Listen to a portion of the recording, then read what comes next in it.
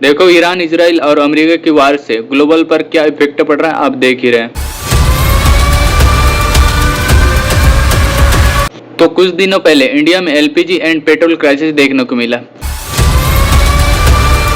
India अपनी oil requirement का 80 से 85% इम्पोर्ट करता है, मतलब हम डायरेक्टली डिपेंड है ग्लोबल मार्केट पर।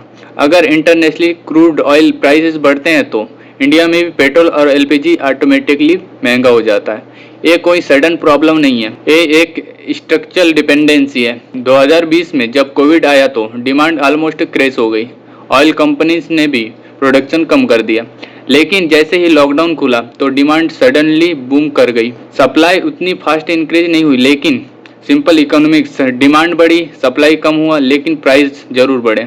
यहाँ से पेट्रोल और एलपीजी के रेट्स कॉन्स्टेंटली ऊपर जाने लगे। ऑयल सिर्फ एक फ्यूल नहीं, एक जियोपॉलिटिकल पावर टूल है।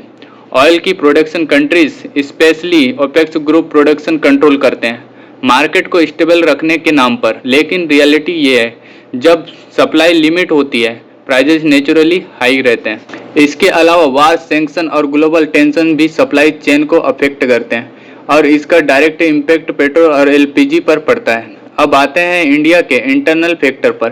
पेट्रोल का प्राइसेस सिर्फ क्रूड ऑयल से डिसाइड नहीं होता, उसमें ऐड होता है central government tax, state government tax, dealer commission.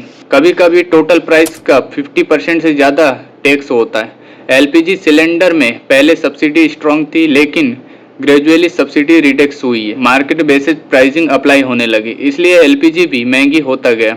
आज आम आदमी क्या फेस कर रहे हैं चलिए बताते हैं। डेली ट्रेवल कॉस्ट इंक्रीज हो गई, फूड डिलीवरी और वेजिटेबल्स महंगी हो गई, स्मॉल बिजनेस का मार्जिन भी कम हो गया, मिडिल क्लास का मंथली बजट डिस्टर्ब हो गया। इनडायरेक्टली पेट्रोल और एलपीजी क्राइसिस पूरी इकोनॉमी को इफेक्ट करता है।